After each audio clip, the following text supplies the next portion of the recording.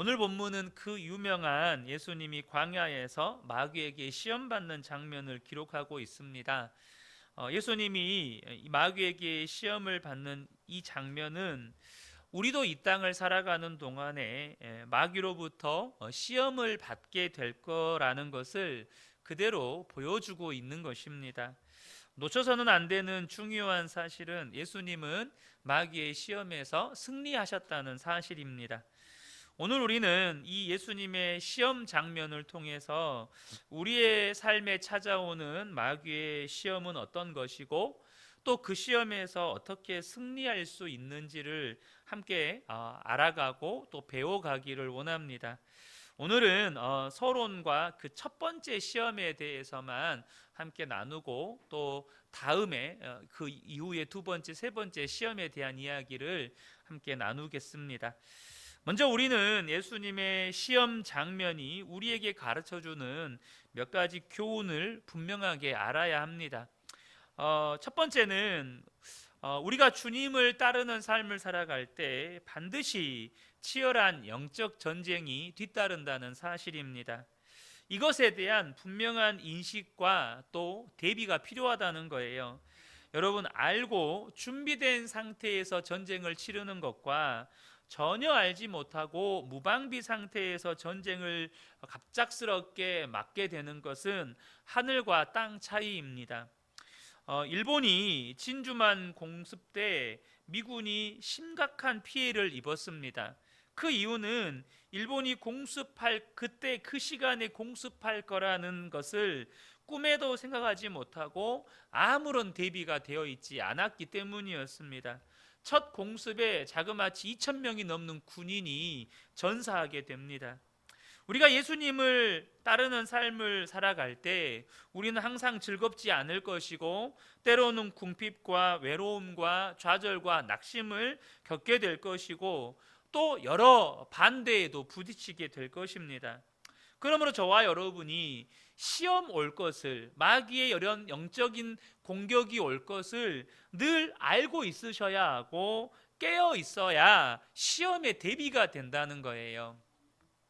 두 번째는 우리의 승리가 항상 눈으로 보이는 것은 아니라는 거예요. 우리의 승리가 눈으로 볼 수 있는 게 아닐 때가 많다는 겁니다.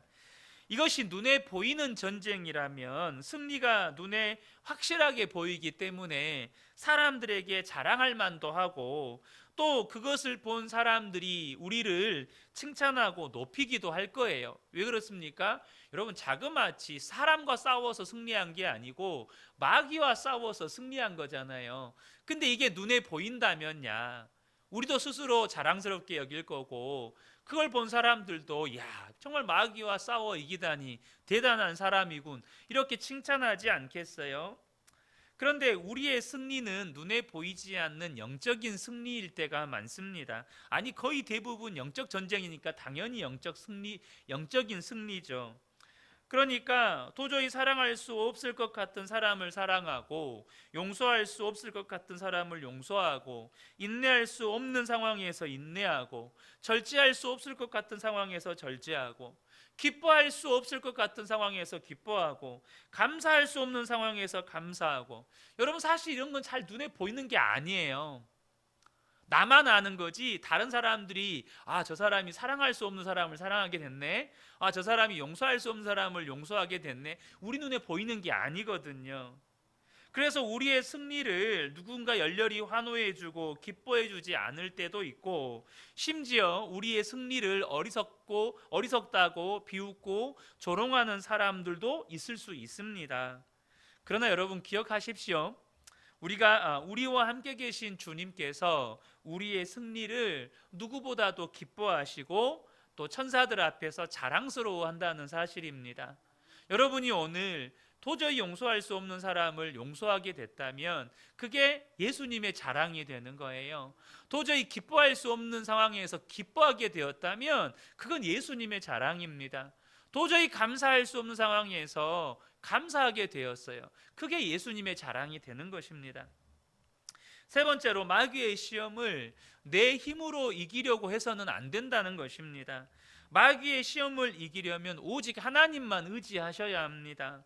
내 능력이 아니라 오직 하나님의 능력을 힘입으셔야 한다는 거예요. 여러분, 예수님은 하나님이십니다. 동시에 하나님의 아들이시죠. 그럼에도 불구하고 예수님께서 시험 당하실 때요, 자기의 마귀의 시험을 자기의 능력으로 이기지 않았습니다. 오직 하나님의 말씀으로 승리하셨습니다. 그러니까 저와 여러분이 어떤 마귀의 공격으로 시험을 당할 때 내 힘으로 이것을 이겨봐야지, 내 힘으로 이것을 잘 헤쳐나가봐야지. 여러분 기억하십시오. 우리에게는 마귀도 마귀의 시험도 이겨낼 능력이 없습니다. 이게 우리의 실상입니다. 이것을 인정하셔야 돼요. 아니, 내 힘을 사용하는 순간 그것 자체가 마귀에게 진 거예요. 왜냐하면 마귀의 시험의 목적은 우리가 하나님 의지하지 않고 내 힘 의지하고 내 능력 의지하고 나의 어떠함을 의지하면서 살게 만들려고 하는 것이 마귀의 시험의 목적 중에 하나거든요. 그러니까 마귀의 시험을 내 힘으로 어떻게 해보려고 하는 순간부터 우리는 이미 패한 전쟁을 치르고 있게 된다는 것이에요. 여러분, 마귀의 시험은 오직 예수님의 이름과 그분의 능력으로 이기는 것입니다. 오늘 본문은 그때예로 시작이 됩니다. 1절을 보면 그때 예수께서 성령에게 이끌리어 마귀에게 시험을 받으러 광야로 가사, 이렇게 말씀합니다. 이 그때예라는 말은 3장의 마지막 장과 4장의 시작 사이에 중요한 연관이 있음을 보여줍니다. 그러니까 3장의 마지막 장면은 예수님이 세례 요한에게 세례를 받으시는 장면이 나오거든요. 그리고 세례 요한에게 세례를 받으시고 그때에 성령께 이끌려서 마귀에게 시험 받으러 광야로 가셨다는 거예요. 그러니까 여기에 연관성은 뭐냐면 성령께서 예수님을 이끄셔서 세례 요한에게 세례를 받게 하셨고, 또다시 성령께서 예수님을 이끄셔서 세례 받으신 후에 광야로 마귀에게 시험 받게 하시려고 이끄셨다는 것입니다. 이 시험이 바로 성령님이 주도하신 일이라는 거예요. 그럼 성령님께서 예수님을 광야로 왜 이끄셨을까요? 그것은 예수님이 정말로 메시아로 살아갈 수 있는 준비가 되었는지 되어 있지 않았는지를 알아보기 위한 게 아닙니다. 그것은 예수님이 이미 사명을 위해서 준비되어 계시다는 것을 보여주기 위해서입니다. 그러니까 성령님은 예수님과 한 분이시잖아요. 이미 다 준비되어 계시다는 걸 알아요. 그러니까 예수님이 준비되었나 안 되었나 테스트하기 위함이 아니고요, 이미 준비되어 계신 예수님을 이 시험을 통해서 드러내 보여주기 위함이라는 거예요. 그런데 사단에게는 다른 계획이 있었습니다. 그게 뭡니까? 사단은 예수님께서 악을 행하도록 유혹함으로써 예수님의 사명을 방해하려고 했다는 거예요. 예수님으로 하여금 그분의 왕권을 때이르게 선포하게 하려고 했습니다. 사단은 예수님으로 하여금 자신의 메시아로서의 능력을 스스로 행하여서 하나님의 뜻을 저버리게 만들려고 했다는 거예요. 만일 예수님이 마귀의 유혹에 굴복하셨다면 우리 죄를 위해 죽으시고 우리에게 영생을 얻을 기회를 주고자 하셨던 그분의 지상 사명은 실패로 돌아가는 거예요. 이제 그 부분에 대해서는 이제 시험에 대한 내용을 구체적으로 나누면서 더 자세하게 좀 나누도록 하겠습니다. 오늘 본문에 기록된 마귀의 시험은요, 세 가지 중대한 영역에 초점이 맞추어져 있습니다. 첫 번째 시험은 육체적인 필요와 욕망에 대한 시험이고요, 두 번째는 소유와 능력에 대한 시험이고, 세 번째는 자랑을 통해서 시험하는 것입니다. 그러나 예수님은 그 어떤 시험에도 굴복하지 않으셨고 승리하셨습니다. 이것은 우리가 마귀에게 시험 당할 때에 따를 모범을, 본을 우리에게 보여주신 거예요. 이제 우리가 한 절씩 살펴보면서 예수님이 받으신 시험이 우리에게 어떤 도전을 주시는지 우리가 믿음으로 취하기를 원합니다. 먼저 마귀가 언제 예수님께 이렇게 접근해서 시험했는가가 소개가 됩니다. 2절을 보면 40일을 밤낮으로 금식하신 후에 줄이신지라. 마귀는요, 예수님이 40일을 금식하신 후에, 그러니까 그분의 육체는 음식을 40일 동안 먹지 못하고 물도 섭취하지 못해서 혹독한 굶주림과 고통에 시달리고 계실 때 예수님을 시험하려고 접근했다는 거예요. 예수님이 지금 지치고 외롭고 굶주리고 그래서 가장 약해 계셨습니다. 예수님이 육체적으로 가장 연약할 때 마귀의 시험이 시작되었다는 것입니다. 여러분, 똑같습니다. 마귀가 언제 우리를 시험하려고 우리에게 접근할까요? 우리가 가장 연약할 때 우리를 시험하려고 접근한다는 것입니다. 우리가 감정적으로나 육체적으로 압박을 받을 때, 예를 들면 외롭고 또 때로는 지치고 또 큰 결정을 놓고 고민하거나 혹은 감당하기 힘든 문제를 앞두고 혹은 불확실한 미래를 앞두고 두려워하거나 혹은 또 누군가로부터 억울한 일을 당해서 마음이 상해 있을 때, 정신적으로든 육체적으로든 감정적으로든 우리가 약해 있을 때 마귀는 우리를 시험하려고 접근한다는 사실입니다. 그러므로 여러분이 연약할 때를 조심하셔야 합니다. 여러분이 연약한 상태일 때 더욱 여러분들이 의지적으로 결단하시고 예수님을 찾으시면서 깨어 계셔야 한다는 거예요. 왜냐하면 그때 마귀가 저와 여러분을 유혹하고 시험하려고 들기 때문입니다. 특별히 저와 여러분이요, 언제가 내가 가장 연약한 때인지도 잘 아실 필요가 있습니다. 어떤 말이냐면, 여러분, 우리가요, 젊은 친구들, 특별히 우리 아이들을 보면 어렸을 때 어떤 체력, 또 어렸을 때 혈기, 이런 거 믿다가 사고가 나잖아요. 자신의 체력이 한계가 왔다는 것을 인지하지 못하고 그냥 끝까지 막 가는 거예요. 그러면서 사고가 나죠. 감정적으로도 마찬가지입니다. 그나마 육체는 눈에 보이는 거라서 내가 지금 체력적으로 한계다. 등산하시던 분들이 탈진이 왔는데 그건 모르고 무리하게 했다가 여러분 위급한 사고를 당하게 되잖아요. 그러니까 내가 언제가 연약한 때인지를 정확하게 아는 부분이 꼭 필요합니다. 감정적으로도 마찬가지예요. 여러분의 현재 감정이나 정서가 여유가 없이 바닥난 상태일 때, 막 여러분의 입술에서 막 짜증스러운 말, 분노의 말, 혹은 막 원망과 불평이 막 쏟아져 나오려고 할 때, 여러분 그때가 저와 여러분이 가장 마귀의 시험에 노출되기 쉬운 때라는 것입니다. 그때를 저와 여러분이 잘 아실 필요가 있어요. 그래야 마귀의 시험에 대비할 수 있습니다. 운동선수들은요, 끊임없이 자기의 약점을 보완해 갑니다. 그것이 폼이 되었든지 체력이 되었든지 집중력이 되었든지 개인기가 되었든지 끊임없이 자신의 약점을 보완해 가요. 그래야 자신이 점점점 실력이 있는 선수가 되기 때문입니다. 그런데 예수를 믿는 많은 성도님들이 자신의 약점들에 대해서 그냥 무방비 상태로 아무런 대비 없이 살아가는 경우들이 참 많습니다.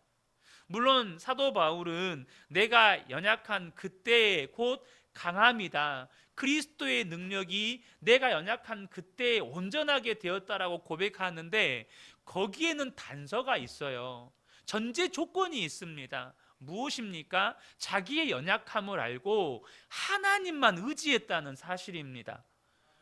하나님만, 연약함을 인정하고 연약함을 알고 하나님만을 의지하는 사람에게 하나님은 그 약함을 통하여서 하나님의 능력을 온전하게 드러내시는 거예요. 그런데 내 약함이 뭔지도 모르고, 그래서 내 약함에 대해서 어떤 대비도 없고 그렇게 무방비 상태로 무지하게 있다가는 마귀의 시험에 곧바로 넘어지기 십상이라는 거예요. 엘리야가 갈멜산에서 바알과 아세라 선지자들과 영적 전쟁에서 승리한 후에 바알과 아세라 선지자들을 다 쳐 죽입니다. 이 소식을 들은 이세벨 여왕이 진노하여 엘리야를 죽이겠다고 협박을 하죠. 이에 엘리야는 두려워서 광야로 도망치게 됩니다. 두려움에 떨고 있는 엘리야의 마음을 마귀가, 사탄이 충동합니다.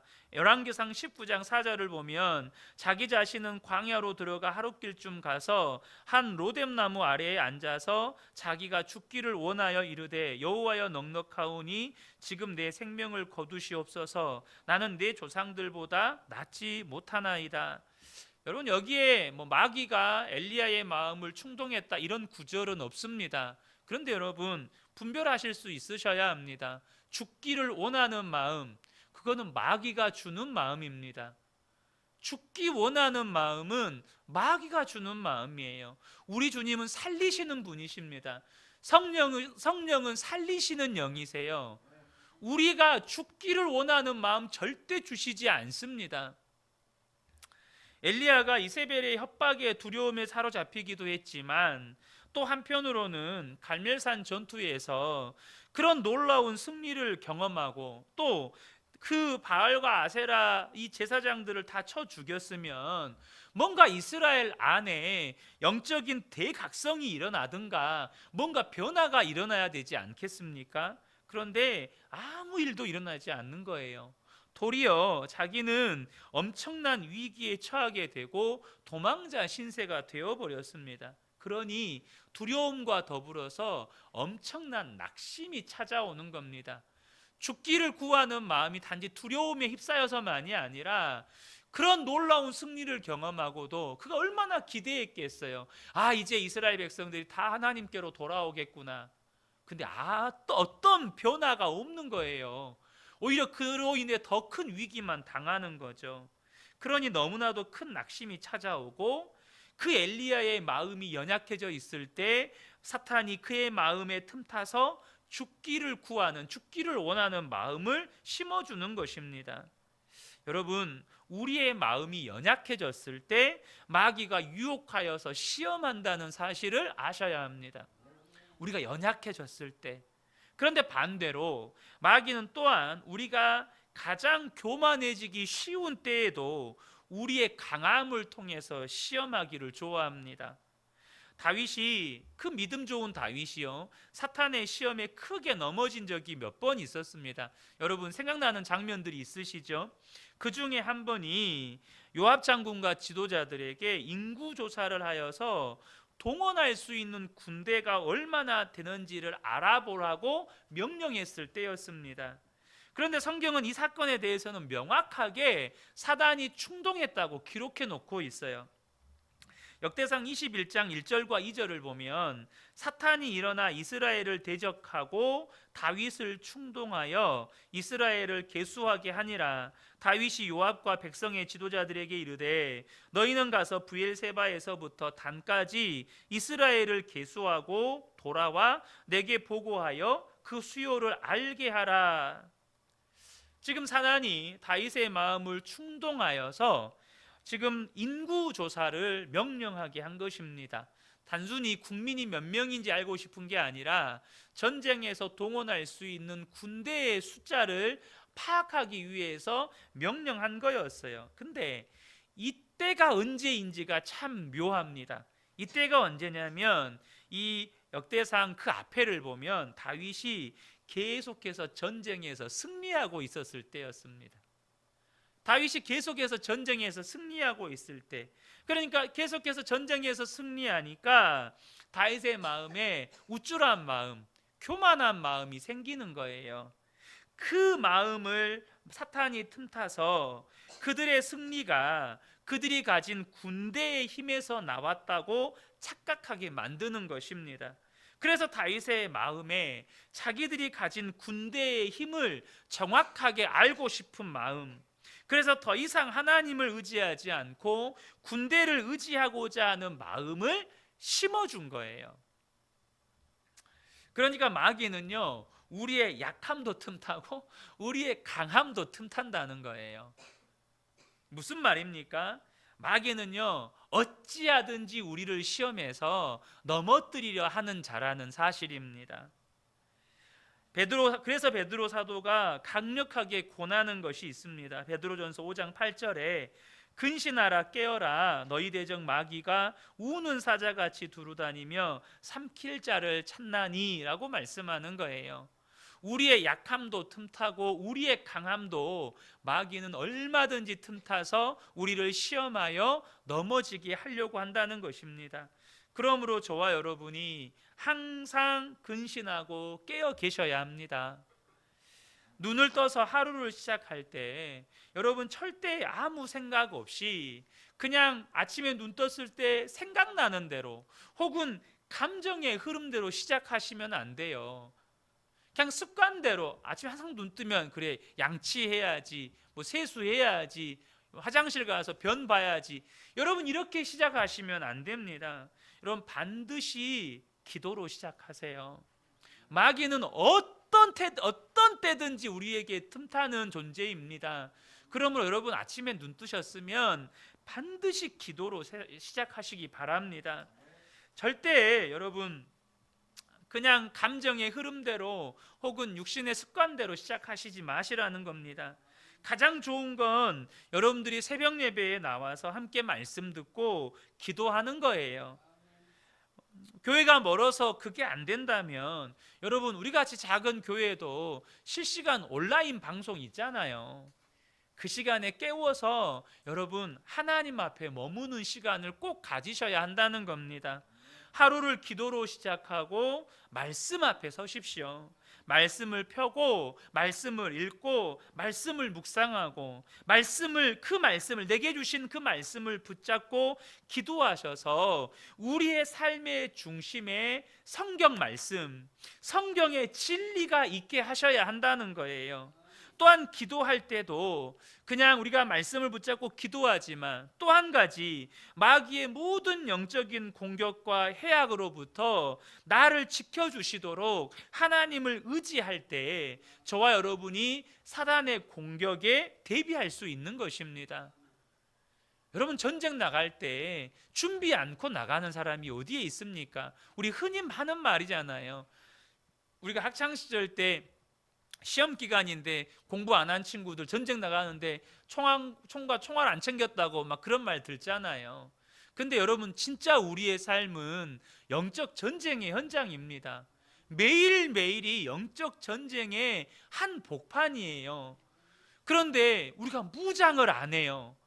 아무 무장 없이 그냥 그 전쟁터 한복판으로 들어가요. 이게 얼마나 어리석은 일입니까? 그건 자살 특공대밖에 안 되는 거예요. 그냥 죽자고 전쟁터로 들어가는 것밖에 안 되는 겁니다. 여러분 아침에 눈을 뜨셨으면 먼저 여러분의 영적 상태를 무장하시기 바랍니다. 기도로 시작하고 말씀 앞에 서시고 말씀 붙잡고 기도하고 여러분의 마음을 하나님께서 마귀의 공격으로부터 지켜주시도록 여러분 기도하셔야 한다는 거예요. 이제 마귀가 예수님을 시험하는데요, 3절을 보면 시험하는 자가 예수께 나와서 이르되 네가 만일 하나님의 아들이여든 명하여 이 돌들로 떡덩이가 되게 하라. 먼저 마귀의 이름을 소개합니다. 마귀의 이름이요 시험하는 자래요. 이 시험은 유혹, 템테이션을 말하는 거죠. 다른 말로 유혹하는 자라고 번역을 해도 틀린 말이 아닙니다. 마귀는 시험하는 자고 유혹하는 자예요. 앞서도 말씀드렸지만 예수님께서 40일을 금식하시고 줄이셨기 때문에 육체적으로 가장 약하고 또 지금 현재 그렇게 굶주려 있는 예수님의 육체의 가장 중요한 욕구인 식욕에 가장 이끌릴 때예요. 그때 마귀의 첫 번째 시험은 가장 뻔한 일을 행하도록 예수님을 충동하는 거였습니다. 배고픈 사람에게 가장 지금 필요한 게 뭐예요? 가장 원하는 게 뭐죠? 먹는 겁니다. 먹는 거. 가장 뻔한 일을 충동하는 건데요. 어떤 식으로 충동하는 겁니까? 네가 만일 하나님의 아들이어든 명하여 이 돌들로 떡덩이가 되게 하라. 이걸 조금 이제 의역해서 좀 번역을 한다면, 너 지금 40일이나 금식해서 굶주려 있지 않냐? 그런데 너에게는 정말 편리한 능력이 있잖아. 굳이 번거롭게 광야를 벗어나서 도시로 가서 인가로 나아가서 먹을 것을 구해올 이유가 어디 있냐? 그냥 간편하게 이 돌들을 그냥 명에서 떡으로 바꾸면 되잖아. 그 일이 무슨 큰 잘못도 아니고 뭔 죄도 아니고 얼마든지 할 수 있잖아. 여러분, 우리가요 얼마나 그 편리함, 편안함에 익숙해져 있습니까? 사실 우리 그러잖아요.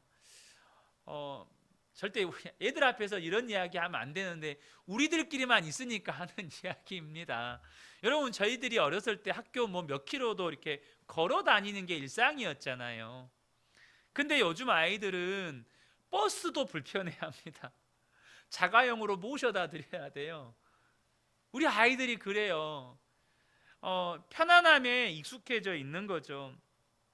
근데 이 편안함, 그 편안함을 가지고 마귀가 예수님을 유혹하는데, 이 마귀의 속삭임은 배고픈 사람을 염려해서, 그래서 그 배고픈 사람에게 식사를 권하는 인정이 아닙니다. 거기에는 무서운 노림수가 있었어요. 먼저 마귀는 정말 흥미있는 방식으로 자신의 시험을 표현했는데요. 이 돌들로 떡덩이가 되게 하라고 말하기 전에 네가 만일 하나님의 아들이여든 이라는 표현을 사용해요. 여기서 이 만일이라는 단어는 예수님이 하나님의 아들인 것을 마귀가 의심하기 때문에 네가 하나님의 아들인 것을 이 돌들로 떡덩이가 되게 만들어서 증명해 봐라, 이런 취지가 아닙니다. 여러분, 예수님도 사탄도 모두 진실을 알고 있어요. 그러니까 사탄이 예수님이 하나님의 아들이신 것을 알고 있었다는 말이에요. 그래서 예수님이 귀신 들린 사람들을 구해 주실 때 귀신들이 예수님이 하나님의 아들이신 것을 말하려고 했잖아요. 근데 예수님이 그것을 금하게 하신 기록들을 복음서에서 찾아볼 수가 있습니다. 그러니까 마귀는 예수님이 어떤 존재인지 진실을 이미 알고 있어요. 그러니까 이 마귀는 절대 예수님이 하나님의 아들이라는 것을 의심 안 해요. 의심하지 않습니다. 그러니까 마귀는 자신이 알고 있는 예수님의 능력과 예수님의 그 본체, 그 예수님의 실체를 가지고 예수님을 시험하는 거예요. 여러분, 예수님은 참으로 참되시고 전능하신 하나님의 아들이시기 때문에 그분의 굶주림을 채우기 위해서 그렇게 하기로 마음만 먹으면 틀림없이 돌들을 명하여 떡덩이로 만드실 수 있습니다. 하나님이시니까 얼마든지 물질을 바꾸실 수 있어요. 무기물을 유기물로 바꾸실 수 있다는 겁니다. 그런데요, 지금 마귀는 예수님께 뭘 지금 권하고 있냐면, 너 하나님의 아들이잖아. 하나님의 아들은 굶주릴 이유가 없어. 이렇게 예수님께 사실 권하고 있는 겁니다. 그러니까 마귀는요, 예수님이 하나님의 아들이라는 것을 의심하거나 혹은 돌이 떡덩이가 되게 할 수 있는 능력이 있다는 것을 의심한 게 아니라는 것입니다. 그 대신 예수님께서 잘못된 때에 잘못된 방법으로 그분의 능력을 사용하기를 바랬다는 거예요. 하나님이 주신 사명을 완수하기 위해서가 아니라 자신의 필요를 채우기 위해 자신의 능력과 지위를 이용하도록 유혹하고 있다는 것입니다. 근데 우리가 잘 알고 있는 것처럼 예수님이 행하신 기적을 한번 보세요. 예수님은 단 한 번도 자신의 필요를 위해서 자신의 지위나 능력을 사용하신 적이 없습니다. 예수님께서 물고기 2마리와 보리떡 5개로 5,000명을 먹이셨잖아요. 그건 역시 굶주린 무리들에게 먹을 것을 공급하기 위함이었고, 예수님이 하나님의 아들 되심을 드러내는 사인으로, 표적으로 나타내시는 것이었지 자신을 만족시키기 위해서가 아니었습니다. 그러니까 예수님이 행하신 모든 기적은 자신의 사명의 일부분으로서 하나님의 때에 하나님의 목적을 위해서 하나님의 방법으로 행하신 기적들이었다는 거예요. 그런데 지금 마귀는 예수님에게 잘못된 때에 잘못된 방법으로 예수님의 지위와 능력을 마음껏 사용하라고 유혹하고 있다는 것입니다. 자, 이런 마귀의 시험에 예수님이 어떻게 대응하십니까? 4절을 보면 예수께서 대답하여 이르시되 기록되었으되 사람이 떡으로만 살 것이 아니요 하나님의 입으로부터 나오는 모든 말씀으로 살 것이라 하였느니라 하시니, 예수님은요 그런 마귀의 계략을 꿰뚫어 보셨습니다. 그래서 예수님은 마귀와 논쟁하지를 않습니다. 논쟁해서 그를 설득하려고 하지 않아요. 그 대신 신명기 8장 3절의 말씀을 인용해서 성경에 기록된 말씀으로 대답을 하실 뿐입니다. 신명기 8장 2절 3절을 보면 내 하나님 여호와께서 이 40년 동안에 내게 광야 길을 걷게 하신 것을 기억하라. 이는 너를 낮추시고 너를 시험하사 내 마음이 어떠한지 그 명령을 지키는지 지키지 않는지 알려 하심이라. 너를 낮추시며 너를 줄이게 하시며 또 너도 알지 못하며 내 조상들도 알지 못하던 만나를 내게 먹이신 것은 사람이 떡으로만 사는 것이 아니요 여호와의 입에서 나오는 모든 말씀으로 사는 줄을 내가 알게 하려 하심이니라. 예수님께서 그들이 식량이 떨어지자 바로 만나를 주시지 않았어요. 며칠을 굶기십니다. 그리고 나서 만나를 주셨습니다. 뭘 깨닫게 하시려고요? 사람이 떡으로만 사는 것이 아니라 하나님의 입에서 나오는 말씀으로 산다는 것을 알게 하시려고 이 광야에서 이스라엘 백성들을 시험하셨다는 거예요. 이 신명기 말씀들은요 이스라엘 민족을 향한 하나님의 교훈을 기술하고 있습니다. 하나님께서 이스라엘 백성들을 광야에서 시험하신 건 하나님을 의존하는 이스라엘을 돕기 위해서예요. 그런데 이제 마귀가 이 마태복음 4장에 이 신명기서의 말씀들을 인용하면서 예수님을 공격하거든요. 그런데 이 마귀가 인용하는 이 신명기서의 인용구들은 이스라엘 백성들이 그 시험에서 실패했다는 것을 보여주는 문맥에 들어가 있어요. 그러니까 이스라엘 백성들 다 실패했다 이거예요. 다 실패했다 이거예요. 그러나 우리 주님은 실패하지 않으셨습니다. 그 시험에서 실패하지 않으셨어요. 분명히 이스라엘 백성들은 광야 시험에서 실패했지만 예수님은 하나님 아버지의 사명을 성취하기 위해 이 세상에 오셨고 그분의 모든 말씀과 행함은 오직 그 목표를 향해서만 움직였습니다. 그래서 예수님은 그분의 육체가 지금 40일을 굶어서 무엇을 원하든지 또 마귀가 그 연약함을 알고 무슨 말을 하든지 하나님 아버지의 사명에 순종하는 것이 육체의 양식보다 더 중요하다는 것을 아셨습니다. 여러분 가정이지만요 예수님께서 만약 마귀의 시험의 유혹을 그대로 넘어가서 예수님 그분의 능력으로 친히 돌로 떡을 만드셨다면 그것은 예수님께서 하나님과 동등된 자기의 모든 능력과 영광을 아직 완전히 포기하지 않으셨다는 뜻이에요. 분명히 예수님은 제가 좀 이따 읽겠지만 빌립보서 말씀에 하나님과 동등됨을 취하지 않았다 하셨거든요. 그런데 본문에서 그 유혹에 넘어가 가지고 예수님의 능력으로 돌을 떡으로 바꿨다면 하나님의 모든 그 능력, 하나님의 영광을 아직 포기하지 않았다는 뜻이 됩니다. 또한 동시에 예수님은 아직 완전히 겸비해지지 않았다는 뜻이에요. 메시아로서 아직 완전히 겸비해지지 않았다는 뜻입니다. 나아가서 인간들과 완전히 같아지지 않았다는 뜻이기도 해요. 예수님은 참 하나님이심과 동시에 참 인간이셔야 했습니다. 왜요? 우리를 위한 대속의 제물이 되시려고. 그런데 예수님이 완전한 인간이 아니다. 이건 뭘 의미하는 거죠?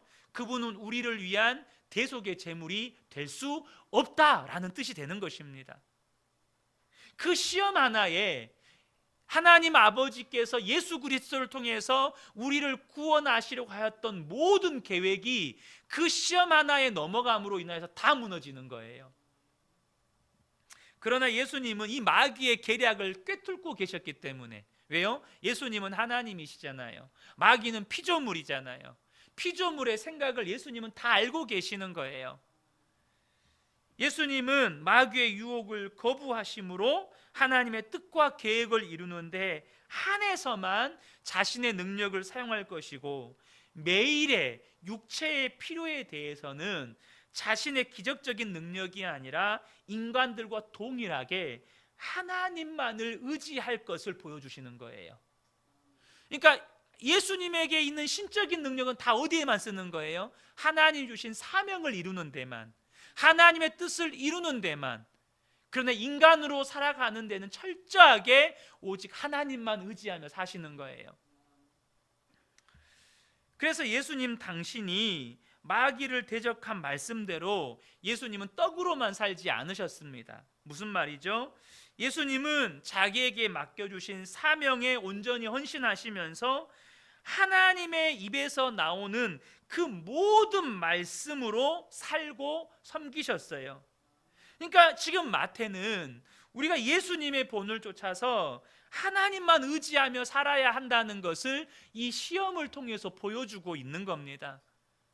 여러분, 사람은 떡으로만 사는 게 아니고 하나님만 의지하며 살아야 된다는 거예요. 예수님은 지금 40일을 금식하신 후에 줄이셔서 육체적으로 너무나도 약해지셨고, 마귀는 그때를 틈타서 예수님을 유혹하여서 시험하고 있는 것입니다. 예수님은 이 땅에 하나님이 보내신 그 목적, 곧 우리를 위한 대속의 제물이 되기 위해 완전한 인간이 되셨어요. 빌립보서 2장 6절과 7절에 그는 근본 하나님의 본체시나 하나님과 동등됨을 취할 것으로 여기지 아니하시고 오히려 자기를 비워 종의 형체를 가지사 사람들과 같이 되셨다라고 말씀합니다. 예수님은 완전한 사람이셨어요. 그런데 여러분, 우리에게 음식을 주시고 배고픔을 주시고 또 먹게 하시는 것은 다 하나님이 주신 것이기 때문에 선한 겁니다. 그러나 자신의 신적인 능력을 음식에 대한 자신의 자연적인 욕구를 만족시키시는데 주님은 사용하지 않기로 결정하셨습니다. 만약에 음식에 대한 자연적인 욕구를 만족시키기 위해 자신의 능력을 사용했을 때, 그것은 이 빌립보서 2장 6절과 7절에 말씀하신 것처럼 예수님이 참 인간이시라는 것, 다시 말하면 예수님이 이 땅에 우리를 구원하시기 위한 메시아로 오셨다는 것을 부인하는 일이 되는 거예요. 또한 그분은 잘못된 방법으로 잘못된 시기에 아주 정상적인 욕구를 충족시키라는 여러분 유혹을 받으셨어요. 여러분, 하나님이 주신 좋은 것들은 반드시 바른 때에 바른 방법으로 우리가 누려야 합니다. 만약에 우리가 가지고 싶은 물건이 없는데 돈이 없다고 훔친다든지, 혹은 젊은이들이 결혼하기 전에 성관계를 가진다든지 한다면 그것은 하나님이 주신 우리에게 좋은 욕구들, 여러분, 그런 것들을 잘못된 방법으로 충족시키는 것이 되는 거예요. 많은 욕구들이 정상적이고 선한 것이지만 하나님께서는 저와 여러분이 바른 때에 바른 방법으로 충족하기를 원하신다는 것입니다.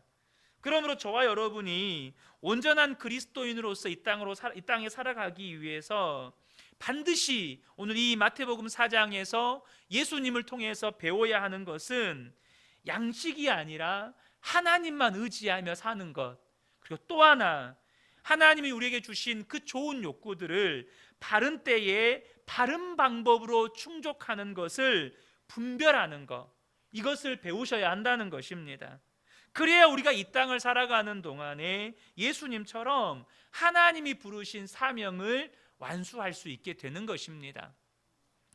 말씀을 정리하겠습니다. 사랑하는 성도 여러분, 마귀가요, 우리가 약할 때 혹은 강할 때도 끊임없이 우리를 시험하여 넘어지게 하려고 합니다. 오늘 우리가 나누었던 것은 하나님께서 우리에게 주신 그 좋은 것들을 정말로 하나님의 방법이 아니라, 또 하나님의 목적이 아니라, 하나님의 때가 아니라 정말 내가 원하는 때에 내가 나를 위해서 그렇게 사용하라고, 충족시키라고 그렇게 유혹할 때 예수님은 분별하셨습니다. 그리고 하나님의 말씀으로 승리하셨습니다. 그래서 중요한 것이, 여러분, 날마다 주님 바라보셔야 합니다.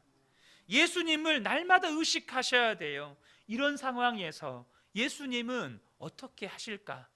어떻게 말씀하셨을까? 지금 나와 함께 계시는 예수님이 무엇을 하기 원하시는지, 예수님을 주목하고 예수님을 의식하면서 바라볼 때 주님 반드시 저와 여러분을 가르쳐 주십니다.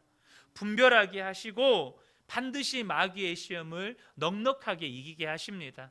저는 우리 근혜교회 모든 성도님들이 마귀의 시험이 올 때 정말 그 예수님으로 말미암아 넉넉히 승리하시는 저와 여러분 되시기를 예수님의 이름으로 축복합니다. 아멘.